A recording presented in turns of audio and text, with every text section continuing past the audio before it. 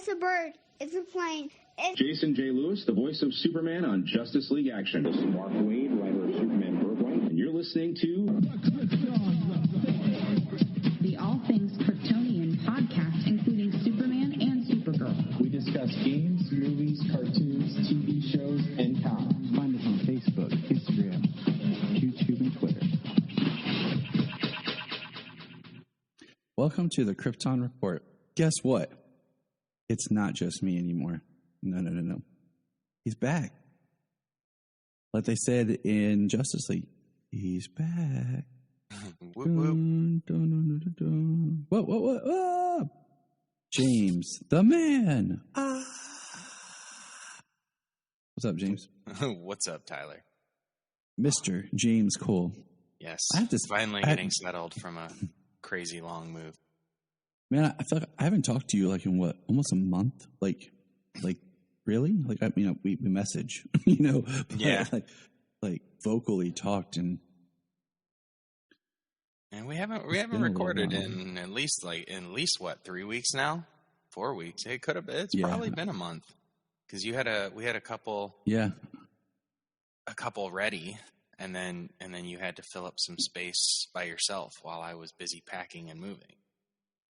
Yeah, it's just divine intervention that we both end up moving at the same time. So what's crazy is this is our first time broadcasting and talking from our new locales. This is my first time talking with James in the new Hall of Justice.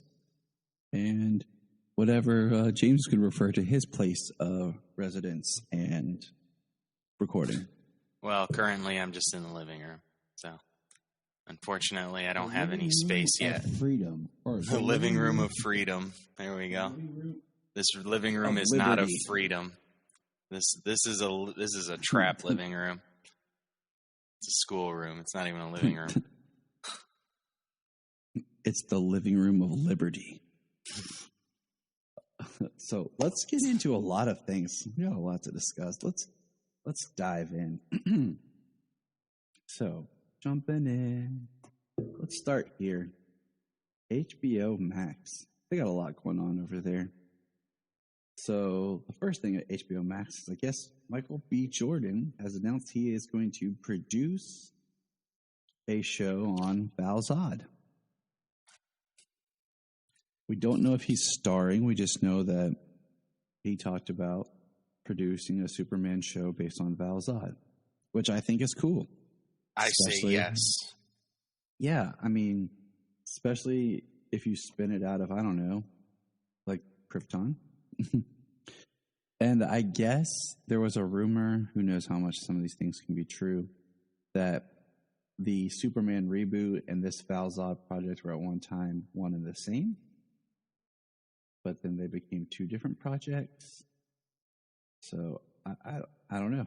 I just think it's neat. Well, yeah, I mean, absolutely yes. I would definitely watch a Superman-led or a Michael B. Jordan-led Superman movie, whether he's playing Val-Zod or Calvin Ellis. I don't, like we said before, we're definitely, if the Ta-Nehisi Coates, J.J. Abrams Superman makes it to fruition, we'll definitely be checking it out, see what it's all about. But if the rumors were true that they were at one time, like, together, the same project, I feel that Michael B. Jordan and his company probably feel the same way I do, that, use the characters who were created as opposed to, telling an original story, changing a character. I don't know. In my opinion, it's almost as disrespectful to ignore the characters who exist to change another character to fit a demographic, If a character exists, and especially in the multiverse, I think Val-Zod and Calvin Ellis should be the way to go, not race-bending Clark Kent. I mean, Calvin Ellis' story is basically the same thing to a degree. He landed in Middle America and was raised by an African-American farm family. Like, it sounds like what they were trying to do with the Clark Kent Ta-Nehisi Coates J.J. Abrams movie. It's like, well, why are you using Clark and not? But, you know, we don't even know if that's completely true. I think that's just the accepted rumor these days. Yeah. But I'm more excited about the Michael B. Jordan Val Zod thing. So I just feel like Val Zod is an interesting character. The fact that his last name is Zod, and the fact that they try to tie the L House and Zod House together in Krypton, the series, could be some interesting threads. So we'll, stay up to date as much as we can on that. It's Superman, but yet it's not Superman, so that's cool, you know? Speaking of Superman, Lois and Clark is now on HBO Max. And it's been digitally upgraded. So that's exciting. it has. It looks good. I started watching it. Watched the pilot. I started to the other night, and my HBO wasn't working at first. I had to reset everything. And I was trying to explain to my wife, like, tape, like TV in the 90s and stuff was filmed on tape. Like VHS type tape, you know? Mm-hmm. And it was cheap. It was easier for TV. You know, the pilot of Lois and Clark, if I remember correctly, was filmed on film because it was shot like a TV movie. And you can tell if you do the pilot compared to like the third episode. And film is easier to update digitally and clean up and everything, but tape is more difficult. And the fact that they've been able to do a lot of digital like polish and everything to it based off those tapes is awesome. You know, that makes me excited for, like, some people have said, oh, we're going to get a Blu-ray release. I mean, I hope so. I have I have it all on DVD, but a Blu-ray would be nice. So yeah. I look forward to rewatching some. The first season is always such a great pleasure to watch. It's like feel-good kind of Superman. Yes, it is. The first seasons, I watched that a number of times over the years. Not to mention that was the only season I had for a good long while. Yeah, I mean, the first season was always the easiest to find of any of these shows. We've talked about that before. So also on HBO Max is there's going to be the HBO Batgirl movie. You know, we speculated before where we asked, did we want Batgirl movie to tie into the film universe, the Titans universe, or do its own thing, like David S. Pumpkins? And at first they announced that they have their Batgirl, Barbara Gordon. It's another, didn't see that coming casting.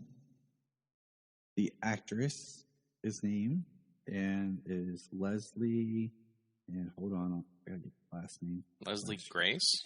I think so.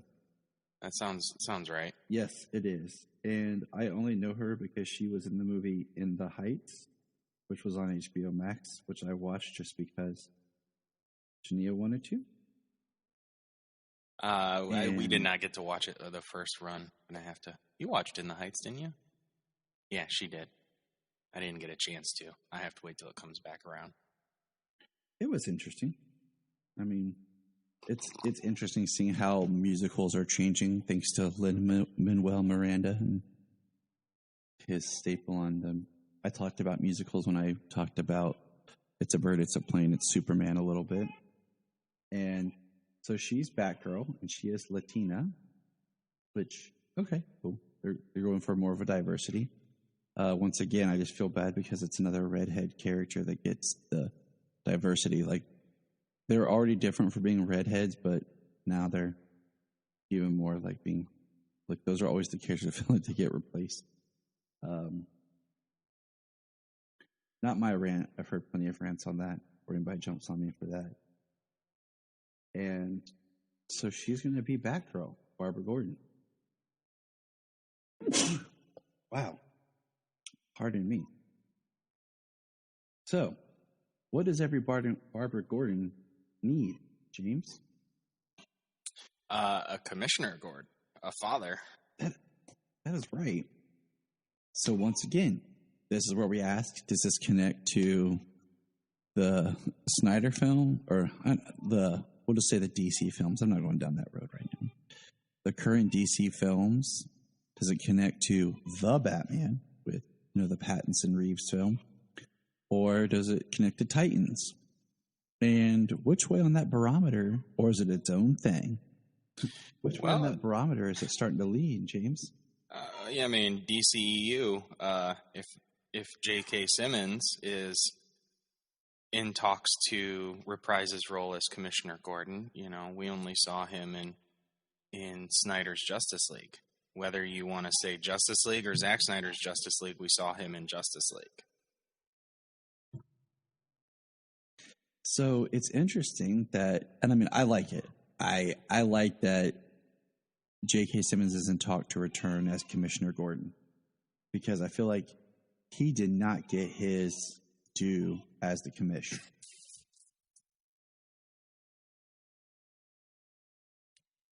Yeah, I think he definitely needs more time. It's J.K. Simmons. I mean, he's fantastic. So he did enough with what he was given to be seen as a Commissioner Gordon, and and that's all we got. So it's always great to see him. It'd be great to see him back.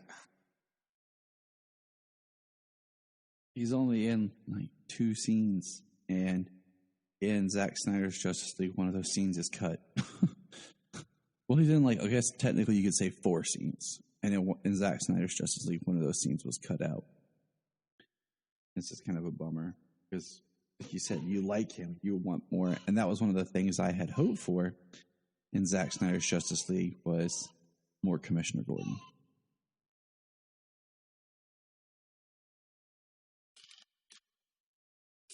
Yeah, we could have used a little more Commissioner Gordon there. If it fit enough. Yeah. I mean, the movie was, even though for me, 2 hours and 20 minutes of Wonder Woman 84 felt longer than 4 hours and 2 minutes of Justice League, but it was still a long movie.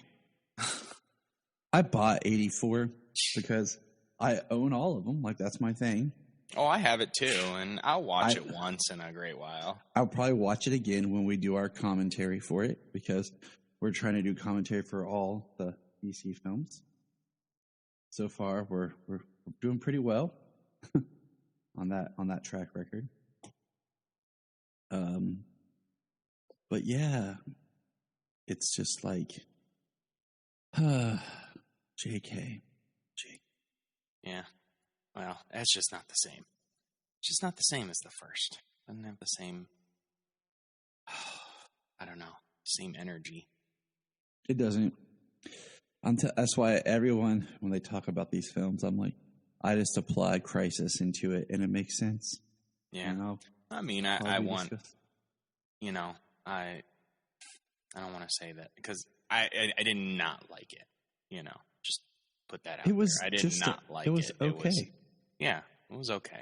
It was okay. It was more middle of the line. Yeah. I mean, there's no DC movies that I don't like, but there are ones that are only okay. All of them have things that I like in them. Yeah. And sometimes there's things I'm like, I wish they would have done differently here. But I mean, I guess that's all movies, but it's also movies about when you care about the characters and the story. More so the movies you have no deep investment in. You're just like, oh, okay. Which is hard to see when you come from Patty Jenkins and Gal Gadot in Wonder Woman from 2017, and then you go to Wonder Woman 1984. I mean, it's something happened that it didn't seem like they cared as much about the product. I don't know. I go back to, like I said before, about looking at the balancing act of Batman and Batman Returns. Batman has a little bit more producer control. Batman Returns was more director control. And in a lot of ways, I think that's the same thing that fell with Wonder Woman. You know, Wonder Woman, the first one, it was producer and director controlled. In Wonder Woman 84, it was more just Patty Jenkins controlled. So we got more of what Patty wanted everything to be. But moving on. All right. So some quick blips here. Superman and Lois, the Blu-ray, will be coming out October 19th. I will be repurchasing it. I already own it digitally. And then we will be having a giveaway of the digital copies of the first season. Got to keep my physical media. Yeah. Oh, yeah. I'm getting a physical media of this, and I bought it digitally as well. So I feel like I say yo a lot after I watch Teen Titans Go with the kids, because we watched Teen Titans Go see Space Jam. Oh, did you? And Peace Boy's just like, hey, yo, what's up? And I'm just like, okay, that's why it's in my subconscious. Also, on that date, Smallville will be getting its complete series release on Blu-ray. So that's going to be something interesting and cool. Like, I have all the... It's one of those, I do want to buy it on Blu-ray, you know? I have all the seasons individually on DVD, but I do, like, want it all on Blu-ray, too. Yeah. I want it on Blu-ray. I want the complete set. The only thing I'm curious about, because I haven't watched it in its entirety on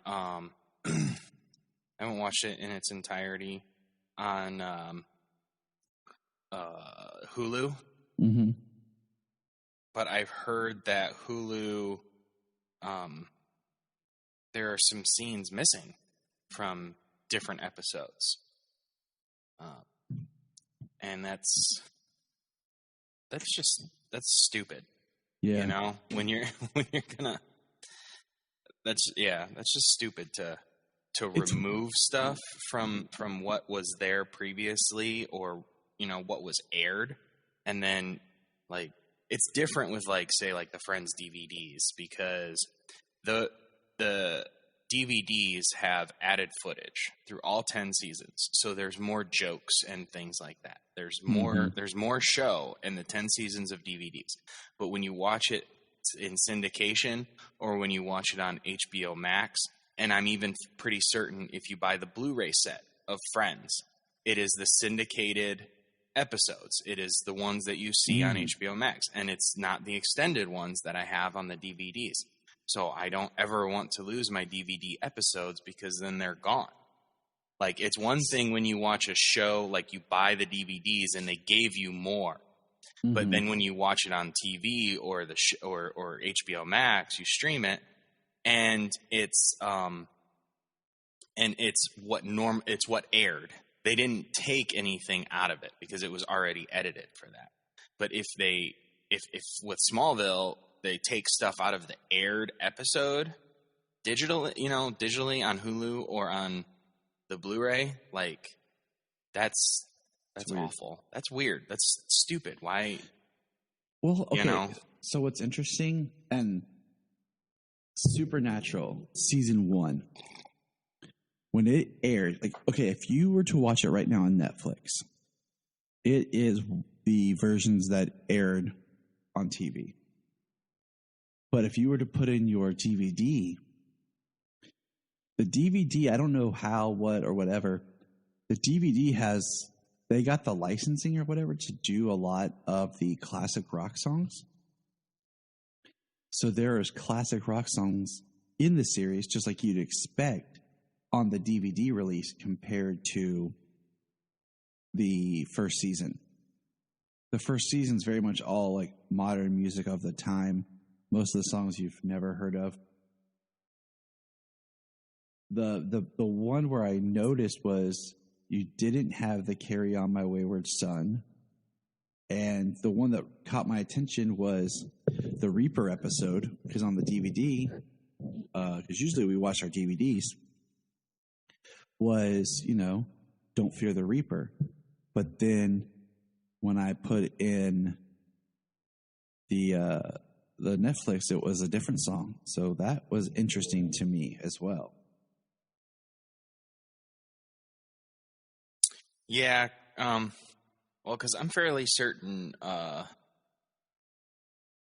like on Peacock, Charmed is on there, and I'm pretty certain that on Peacock on Charmed, the intro song, they don't have the license to the intro song that they used for the show when it was on TV, when it was syndicated. The song is different. Interesting. Yeah, the opening credit song is different. It's not the same song. Like, I can pull out a DVD and pop it in, and it's going to be the original song that aired with the show when it came out. But if you watch it on Peacock, it's not the original song. Interesting. Very interesting. It just makes you wonder sometimes how, with older things, the contracts and stuff like that were written for syndication. They weren't written and created for streaming. So sometimes things are having to change to adapt for streaming. But anyways, we're going to keep moving on. Keep on trucking there, good buddy. Just keep on keeping on, says Frank the Tank. Season 2 of Superman and Lois starts production on September 13th. Very soon. So think about that. Yeah, very soon. They just wrapped. Which is awesome. I know. It looks like they're just trying to compress down like the time off or whatever. And so that's exciting. Did you know, James, did you know that San Diego Comic-Con at home just happened? No, I didn't. Well, I did, but hardly. Right. I seriously feel like without the studios and the movies and stuff, Comic-Con is not much. Yeah, it's died down a little bit, or well, quite a bit. The only reason I knew that it happened was because of the, I think DC YouTube page posting like the panels or whatever for the Suicide Squad. I think that was about it. I knew it because they had the Superman panel, which featured Grant Morrison, Tom Taylor, and Josh Williams. Oh, and that panel, yes. That's the one that I knew. And the artist that's working on Superman, The Authority with Grant. It was an interesting panel. It was interesting, but at the same time, it was just kind of like, because they're just talking around stuff, you know? And sometimes listening to Grant Morrison talk, you're like, okay. I feel like you're elevated to a new level. Yeah, but then you're at the same time, you're like, am I? Right? Or is he just making me feel stupid? Yeah. You're like, or am I just feeling dumb? So, I mean, that just happened, and that was crazy. I started that panel. I did not get a chance to finish it. I have to get back and finish that. I finished it. I don't remember everything because, like I said, they didn't say a lot of details. The kids kept interrupting me. Like, what are you doing, Dad? What are you doing, Dad? What are you doing, Dad? Right. Stop. Well, talking about 2 new books, you know. We got Superman and the Authority, #1, and we got Superman, Son of Kal-El, #1. And they had Philip Kennedy Johnson on there, too, who's doing Action Comics. Got 3 great writers right now on Superman books. That's awesome. We do. And like I said, it was a good panel. You know, they're each talking about what they're doing on their book and how they, work together. Let's see, what else is going on in this world here? All right. We got our announcement of our cast and our first look at the Injustice movie. I will say it looks cool, but I will say I'm a little bummed. Why is that? Just because so Injustice, of course, lives as the comic books and it lives as the game. But when I read the comic books, I think of the voices from the game.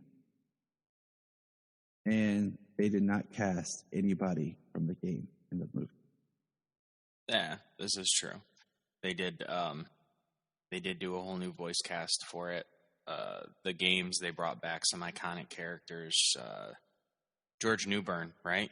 Or was it Tim Daly? Yeah, it was George Newbern. I thought so. Newbern and Conroy. Didn't they even get Susan Eisenberg for Wonder Woman? I think so. I know Adam Baldwin was Hal Jordan. But now we have, like the movie is definitely going to be based off the comics. Which, the comics is leading up to the events of the game. But it looks like the movie is going to be based off the comics. And our Superman, do you want to share who Superman is? Former Green Arrow from Smallville, Justin Hartley. Right. So Justin Hartley putting on the big boy pants now. He's like, I'm the Superman now. His physical appearance, like he fit an Oliver Queen, especially for Smallville, for CW at the time.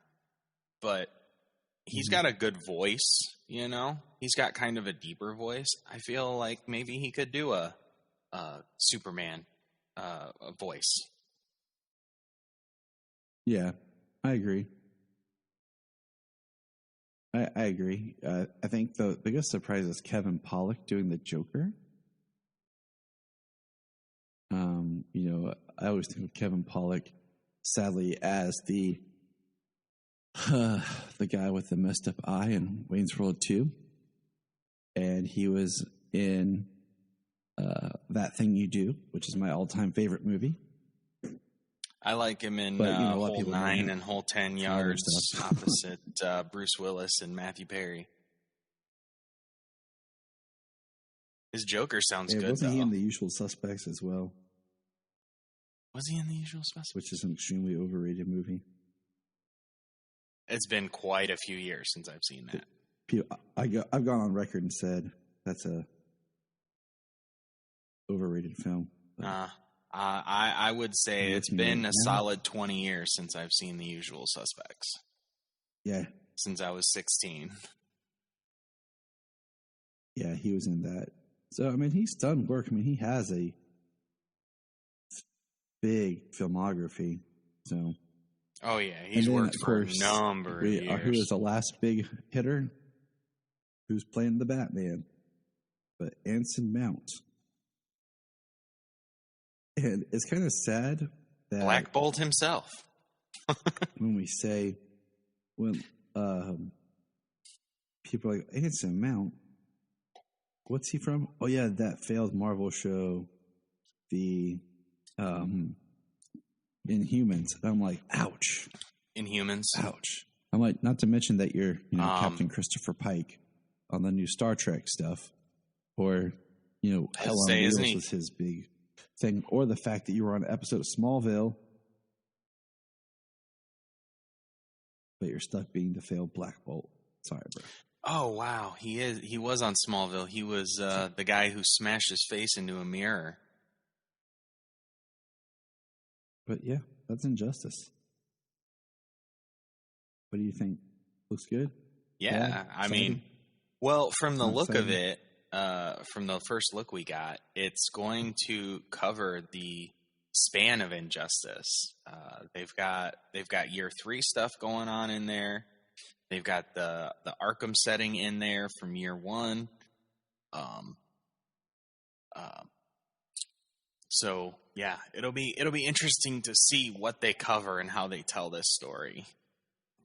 If you want to help out this show and any other show on Southgate Media Group and you really don't have the extra money to do so, check this out. Go to southgatemediagroup.com. At the top, there's a link to Amazon. Click that, log into your Amazon, shop and buy like normal, and part of the money that you spend comes back to us to help us with our podcast. Hello, everybody. I just want to let you know that Southgate Media Group has its own Patreon. That's right. For $5 a month, you can get exclusive shows, content, and interviews with the different podcasters of the network. This Week in Geek is a Patreon exclusive only series. So check it out. Go www.patreon.com/Southgate Media Group. We are always adding new content. This is Dan Jurgens, and if you want to have a good time, keep listening to the Krypton Report. Also, we're back. Did you know that Superman Celebration just happened too? It seemed to be pretty awesome. I didn't get to go because all my money went into buying a house and moving. You know, that was a pretty big deal, house. Yeah. Sometimes that takes precedence over going to Superman Celebration for a few days. But not next year. I would go, no matter what. I want to go next year. I'm going next year. But yeah, we wanted to go. I mean, we were supposed to have moved in June, and then, you know, everything happened, and we didn't end up moving until mid-July. So that happens. But yeah, I mean, it looked like a great time. I check out their official website. Check out our friend Sam Rizzio from Superboy Legacy Podcast. He was there. He hosted a panel that featured the Superboy actors that were there. One being Stacey Haddock, however you pronounce her last name, because I suck at it, who portrayed Lana Lang, probably the truest Lana Lang that we've had. You could argue that Lana Lang in Superman 3, but we're not going to go down that route right now. Well, I think Stacey's the best Lana, true Lana. And so yeah, Celebration happened. That was awesome. And you know what else that happened that was weird, that just kind of made me feel old, James? What's that? It was 10 years ago this week, we'll say this week because of time of recording and everything, that we got our first look at Henry Cavill as Superman in the suit in front of that bank vault for Man of Steel. Yeah, that was awesome. I love that reveal shot. I just can't believe it's been 10 years. You know, when I saw that, I was like, yeah? That's pretty amazing. I remember exactly where I was when that happened. I remember I was at work, and I had poor signal, and I remember my friend was sending it to me, and I was trying to load, and I'm sitting there trying to, like, not have my boss see me with my phone out, trying to figure out what's going on. And I remember it loaded, it was so small, I was like, it's kind of cool. And then I couldn't wait to get home and, like, open on my computer. It was like, whoa! But 10 years.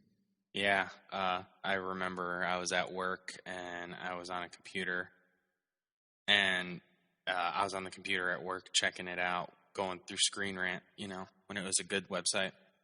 Mm-hmm. And Collider was always my default. Yeah. And I was scrolling through, I saw it, I got so excited, and I was looking at it, and I was like, man, look at the size of that vault. Like, he got crashed into that thing, and it just accordion. Like, that's going to be a powerful Superman. Yeah. I just remember looking like, this looks awesome. And I just remember thinking, like, doing the math at the time, like, it felt like it had been years since Superman Returns, but it really hadn't been that long. You know, so if this was at 10 years, this is 2011.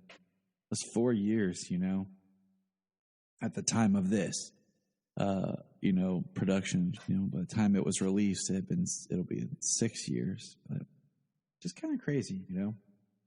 6 years seems like a long time, and it kind of is. I mean, it's been 5 years since BVS and Suicide Squad, and those seem like just yesterday. Right. Yeah, 5 years. I can't believe that they mismanaged Superman and all that so much. Well, here, you know what else is crazy? So it's been 5 years since Suicide Squad, okay?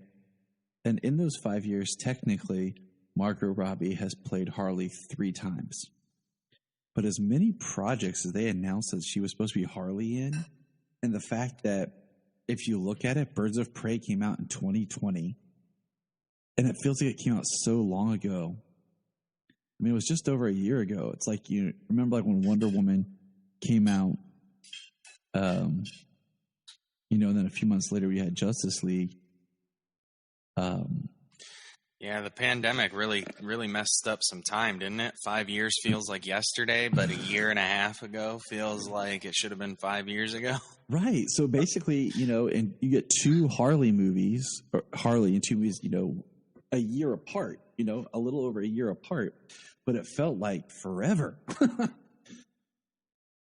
It's just interesting. What else did we get? Oh, we got a bunch of like leaked photos, and I won't post them, but I'll mention them from the Flash set. I know I shared all these with you guys at different points of origin, but we got a picture of what looks like Barry from the 90s because of that shirt and haircut inside the Batcave. That is an ugly tie he's wearing. We got a like behind the scenes Batcave of the set. It looks awesome. Yeah, the cave looks awesome. Got the Anton First Batmobile. Yep. And then the fact that it's like two Barrys interacting with each other. It's Ezra and then the guy who his stunt double that in these photos is shot well enough that you wouldn't know it's not Ezra.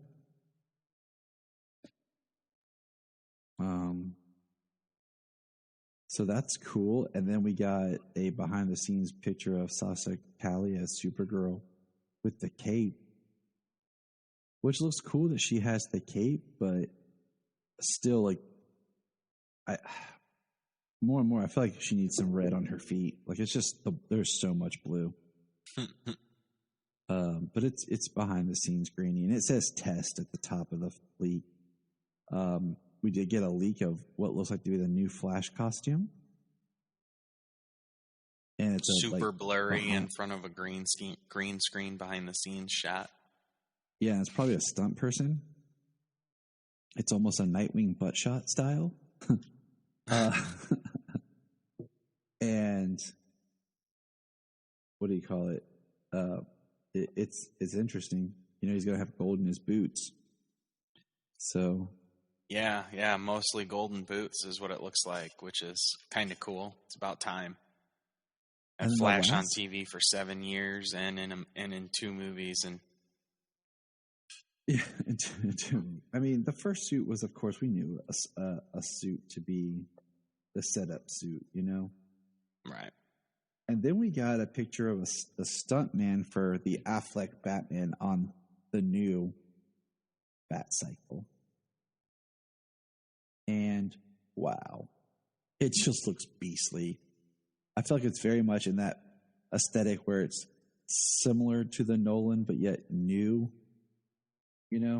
Yeah, I hear that, I don't recall because I haven't finished it. I hear that it looks like a Batpod from The Curse of the White Knight, which I read a couple of issues, but I haven't read them all because I'm reading them on DC Universe, and they're, I read the first trade. Yeah, I read White Knight. Curse of the White Knight is the sequel. I haven't read all of that yet. I read 2 or 3 issues. I think I read 2 issues. So I haven't finished Curse yet. I heard that looks a lot like a Bat Cycle from that. I do like the video, though, the behind-the-scenes video they showed, where it's like he's chasing down a Humvee, and like the Humvee takes this really cool drifting turn, and obviously the Bat Cycle isn't built to be able to maneuver like that, but it's going to in the show, so or in the movie, I'm sure, so we're probably going to see it take some wicked turn. But is chasing it down, and it looks like it's supposed to hit 2 cars, and it's got the mechanisms underneath that blast the cars into the air and spin them around. Nice. Like it's plowing through them. Yeah. I mean, it looks beastly, and it's going to jack some people up, you know, like, it's crazy, and it's cool. So Yeah, it's just awesome. It seems like we're going to get Batfleck in action as Batman in the Flash movie. I mean, that's a stunt guy, but, we'll see what else we get. But Right. I mean, that's usually what we do get is stunts. So, but that's fine. I mean, that's, I heard it's not Richard Citrone, so that's, sad because to me that's Batman right there. But that's the movie stuff we have. Let's jump over to some TV, okay? Batwoman season 3 is now filming, so like we talked about before, they're getting ahead of themselves on a lot of production. I feel like than usual. The Flash had its finale, and just some quick thoughts on that, real quick. It's not really anything spoilery. The one thing, we introduced a Bart, which we knew that was going to happen. But there's a line that says Bart is 19 and Nora is 26. I'm like, man, that is a huge gap. And considering the actress that plays Nora is forever young. She is 37. And she looks the same way she did on Smallville? Yeah. Yeah. She is forever young. She looks great for her age. Like, she looks great, and I'm just like, she's like, I'm 26. I'm almost 30. And I'm like, and then Barb, like, that's a huge gap, but for them. And then my question is Bart kind of a product of Crisis? Like, did Crisis make everybody have 2 kids? Because of Crisis and Oliver creating what he did, we got, what do you call it? Diggle got 2 kids. He got baby Sarah and baby John. And now it looks like Barry has 2 kids because Clark also had 2 kids. So, pretty crazy, huh? Yeah. Just to think about. I mean, it made sense for Diggle, his daughter was changed to a son, and then, Oliver was able to correct that and give him his daughter back, and so I mean that made sense. And I don't know, I haven't watched the season yet, so making Bart his other child as opposed to his grandson, I don't know how that worked, but yeah, I don't know. Really, I think from the future it could have. I think from the future it could have still been his grandson, but if it fits for the story, I suppose. Yeah. All right. So, and the last part about the Flash is Jay. It's our first appearance of Jay post-Crisis. They're all on Earth Prime. He still looks like Henry. So, are they related? That's kind of my thought. Is like, because remember Jay made a comment about maiden name or whatever, like alluding to like somehow they were maybe related why Jay looked like his dad or whatever on Earth 3. So now it's like Jay his uncle or something on Earth Prime, and Jay's wife just happens to look exactly like Barry's mom on Earth Prime. Just thoughts. Anyways, last big chunk of thing that we have is we got a full-fledged full-fledged trailer for Titans. And yes, by the time of this recording, Titans will be premiering. That's how long James and I have been out of the game. But yeah, we'll just touch on the trailer. First of all, not enough Superboy and Crypto in it. But it looks like Bruce really was crazy making Dick kill a wolf animal in the woods. Like, this Bruce might be demented. Yeah, it almost seems like this Bruce is very much more what Frank Miller envisioned Bruce to be. Yeah, like this is a dark Bruce. We do see what looks like to be the Joker beating Robin with a crowbar, and they do say he was found dead. So they are going to actually kill Jason. We see Tim Drake and his family. We see more Nightwing. The suit looks a little different. Just a little.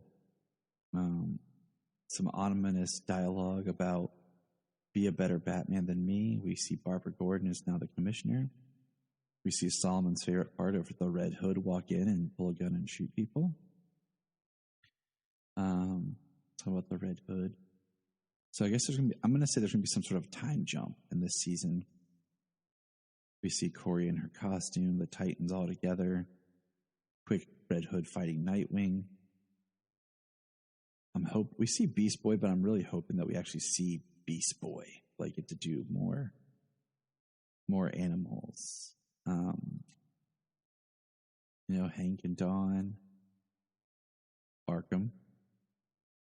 We see Jonathan Crane. I hope that he actually gets out and is actually in a Scarecrow costume, because I really don't want like Hannibal Lecter style villain, Right.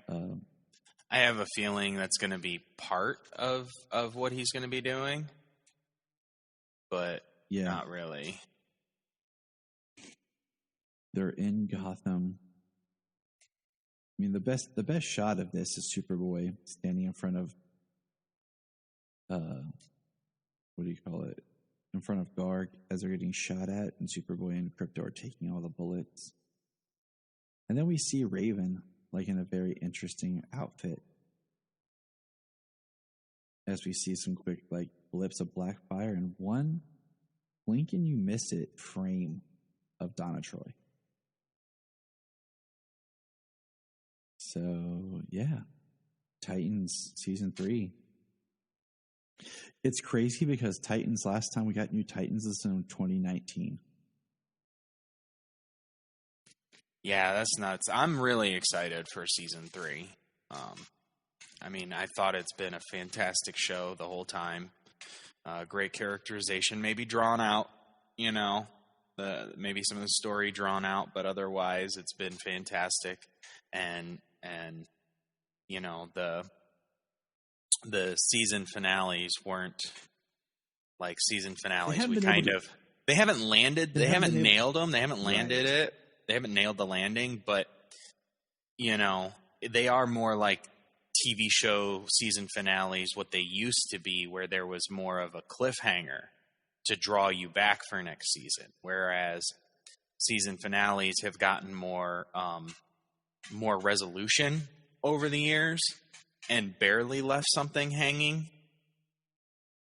Yeah, I always go back to like Supernatural, because like Supernatural would have a season finale where you're like, oh, okay, it kind of wraps up, and then it would have one where you're like, oh crap, and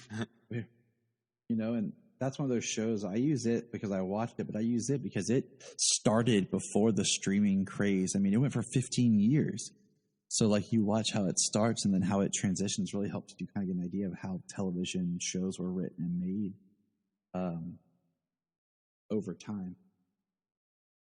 But I'm stoked for season 3. It's going to be on HBO Max, Last time it was, on DC Universe when we watched it. Wow. And I started watching it on HBO Max. I just haven't finished it yet. But I want to finish season 2 before season 3 starts, which is actually coming out this Thursday. Well, wasn't Doom Patrol the first one that you could watch on HBO Max or DC Universe at the same time when it was live? And then Stargirl. And we have not heard anything about Doom Patrol season 3 yet. And I think aren't we supposed to get like 3 episodes dropped of Titans at once, or is it just 1? I can't remember. 3. I hope so. Yep, 3. It's supposed to be 3. So that'll be our Thursday coming up. Yeah, all right. The 12th. Well, that takes care of our news and getting caught up in news and kind of just chit-chatty stuff. It's been nice talking with you, James. Feels good to be back. Yes, sir. Yeah, I'm definitely happy to be sitting down chatting some DC again. Look up in the sky. If you're like me and you love listening to different podcasts about Superman, I have a few that I want you to check out. Some of my favorites are The Last Sons of Krypton, Connor and Ray are always reviewing different books, and it's really nice and refreshing to kind of dig back into older stuff. The aspiring Kryptonian, Tasman and her team are always finding interesting people to interview. Digging for Kryptonite has become one of my favorite ones to listen to, as Anthony digs into different eras of the character. There's always the Always Hold On to Smallville, which I've guested on before, if you're wanting to step back into that nostalgia realm. So check out all these, and there are many, many more. So check out our Twitter, because we're constantly finding new podcasts that inspire and bring hope to everyone around. The Krypton Report is part of the Southgate Media Group network of podcasts. If you have an interest, check out Southgate Media Group to see if your podcast is there. I bet it is. At the Southgate Media Group website, you can sign up for our newsletter. You'll get info on all the shows, and you can find what you want. You'll also find links to our sponsors, where you can get great products and support the podcast. Also, our book, Pod Life, Podcasting Stories. It's a great book. Check it out. It's nice to hear where people come from and why they do what they do. And remember,